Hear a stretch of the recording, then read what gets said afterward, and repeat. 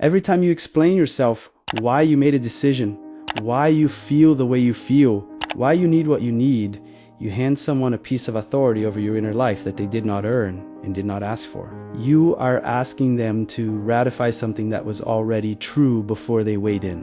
And somewhere inside you, you already know their verdict shouldn't matter, but you keep asking anyway. If that sentence just describes something you did today, hit like right now. This video was built for exactly this. Here is the thing no one tells you about explaining yourself. It feels like honesty. It feels like openness, like the reasonable, mature thing to do, making sure people understand where you are coming from, giving them the context they need to see you clearly. It feels like connection. It is not connection. It is a petition. Every time you explain yourself, really explain yourself, in the way that is driven not by a desire to communicate, but by a need to be understood, you are submitting your inner life to an external review process. You are saying, here is my reasoning, here are my feelings, here is the architecture of my decision. Please evaluate it and return a verdict. And the petition implies that without a favorable verdict, something about your position is incomplete, that you require their comprehension before your experience is allowed to fully exist. Think of a river with 100 small channels cut into its banks. Every channel diverts some of the water away from the main current. A little airy, a little there, each one individually small, collectively enormous. The river still flows, but it flows at a fraction of its actual force, because most of its energy is being spent in diversions that lead nowhere essential. Now, seal those channels, let the water run in one direction, undiverted at its full volume. The force is not the same river. It is barely recognizable as the same force. Every explanation you give is a channel. Every justification, every preemptive defense, every unsolicited context, a diversion of the current. And the strange paradox of power is this: the people who command the most attention, the most respect, the most instinctive deference in any room are almost never the ones offering the most explanation. They are the ones who speak least about their reasoning and most about their conclusions. Not because they are secretive, because they have stopped requiring external ratification for things that are already true. Epictetus wrote, "Never say about anything, 'I have lost it, but I have returned it.'" He was writing about possessions and relationships, but the principle extends precisely here. The moment you explain yourself to someone who did not ask and does not hold authority over your choices, you have returned something that belonged to you. Your certainty, your groundedness, the quiet self-possession that exists when a person is so settled in their own position, that commentary on it is simply irrelevant. The distinction is not between explaining and refusing to explain. It is between explaining from strength, choosing to share when sharing genuinely serves, and explaining from fear, from the compulsion to make sure you are not misread, not left without the defense that a full accounting of your reasoning would provide. One of these is communication. The other is appeasement. And appeasement has never once made anyone more powerful. And this distinction changes everything. There are specific ways that compulsion shows up, precise behaviors that reveal how deeply the habit of seeking ratification has embedded itself into ordinary life. None of them look dramatic. All of them leak power. The first is prefacing what you want or feel with a softener before you have even begun. Sorry, I know this might sound weird, but I don't know if this makes sense. But this is probably just me, but these phrases appear before the actual content of what you want to say, and their function is the same in every case: to pre-apologize for existing in a way that might require adjustment from the listener, to make yourself smaller before you take up space, so that the taking up of space feels less like an imposition. The softener is not humility. It is a preemptive offer to be dismissed, an invitation to the other person to discount what follows before it has even been heard. The second is the follow-up message after a difficult conversation. The conversation ends, something was said, a disagreement, a boundary, a decision that the other person may not have welcomed. And within hours, sometimes minutes, you are composing a message. Not because there is anything to add, because the silence that followed feels dangerous, because you need to know that the other person is not upset, that you have not been misunderstood, that the relationship is still intact. The follow-up message is a petition for verdict after the conversation was already complete. It reopens the review process that had already closed, and it signals to the other person, clearly, even if wordlessly, that their emotional state has authority over your sense of safety.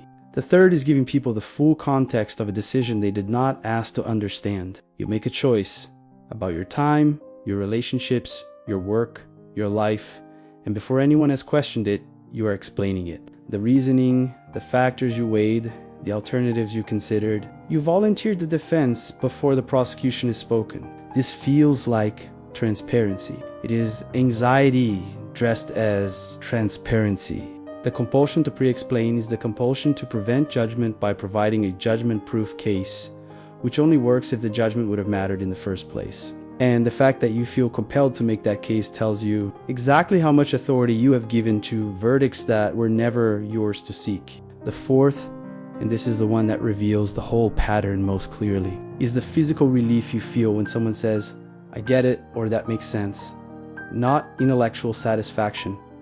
Physical relief, a loosening in the chest, a release of something that was held, which means that before they said it, something in you was braced. Something was waiting for the verdict. Something had suspended its own certainty pending external confirmation. The relief is real, and it is pointing directly at the thing that needed to be withheld. Your certainty is not supposed to be held in suspension while someone else deliberates. It is supposed to be yours from the moment the thing is true, without ratification.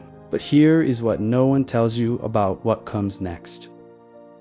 The compulsion to explain yourself did not begin as a flaw. It began as a solution. At some point in your life, earlier than you may remember clearly, your safety or your belonging in a room depended on being understood, on being able to give an account of yourself that the people who held power over your circumstances would find acceptable. Maybe it was a parent whose approval was conditional. Maybe it was a social environment where being misread had real consequences. Maybe it was a relationship where your motivations were consistently questioned until you learned to preemptively account for them. Whatever the specific origin, Achisomi point, explaining yourself kept something bad from happening. It worked. And the psyche does not forget things that worked. So it generalized the behavior that was adaptive in one context, where the verdict genuinely mattered, where the authority of the person judging was real, spread into every context, into rooms where no one held any power over you, into relationships where the other person's opinion of your reasoning was simply irrelevant to the truth of your experience, into moments where you were already safe, already whole, already correct, and explaining yourself anyway, out of pure habit, out of a pattern that had long outlived the conditions that created it. Here is what Epictetus understood that most people spend their whole lives missing. It's not what happens to you, but how you react to it that matters. And the reaction that matters most is the internal one. Whether you refer the question of your own validity back to yourself, or whether you outsource it to whoever's in the room. The opinion of the people in the room is not, and has never been, the appropriate authority on the truth of your inner life. But you trained yourself to treat it as though it were, because at one point, it kept you safe. Here is something to do right now. The next time you feel the compulsion to explain, the next time the reflex fires to add the context, send a follow-up, preface the sentence with the softener, pause for 3 seconds before you act on it. Not to suppress it, just to ask one question. Is this explanation for them, or is it a petition for verdict? If it is a petition, you already have the answer. You did not need the verdict. You never needed it. The thing was true before you started explaining. This is when everything begins to shift. You came into this video looking for permission. Permission to stop explaining. Permission to let a decision stand without a defense. Permission to be misunderstood by someone and not reach for the message that would correct their understanding. Permission to occupy a position so completely that the need for external ratification simply does not arise. Here it is. You are not required to explain yourself. Not to people who did not ask. Not to people whose authority over your choices was never real. Not to the room that might misread you. Not to the silence that feels like it needs to be filled with justification. Not even to the person who is clearly displeased, because displeasure is not a court and you are not on trial. The river does not explain itself to the banks. It simply moves with the full force of everything that feeds it in the direction it has always been going. carrying with it everything it was built to carry. The banks do not ratify the river's path. The river does not petition the banks for permission to run. The force and the direction are already determined by something deeper than any external opinion about whether they are correct.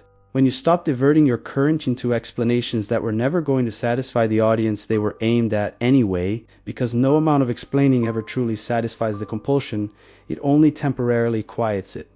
The energy that was being spent in those diversions does not disappear. It returns to the main current, and the main current becomes something that others can feel without being told to feel it. Not because you performed power, because you stopped leaking it. Epictetus wrote, "Seek not that the things which happen should happen as you wish, but wish the things which happen to be as they are, and you will have a tranquil flow of life." The tranquil flow, not the anxious, effortful management of how you are perceived, not the exhausting maintenance of a comprehensive defense of your inner life. The simple, undiverted movement of a person who has returned their certainty to themselves and stopped sending it out for review. You are already correct. You have always been allowed to occupy that position. The explaining was never what made it true. Stop explaining. Watch what happens to the current. If this finally gave you permission for something you have been doing too long, write in the comments, "I don't owe anyone an explanation." Let's see how many of us are reclaiming that right today. If Noctivus is new to you, subscribe. Every video here is about reclaiming something that was always yours. The next one goes deeper into the same current this one opened. Don't divert back into the old channels before you see where this one leads.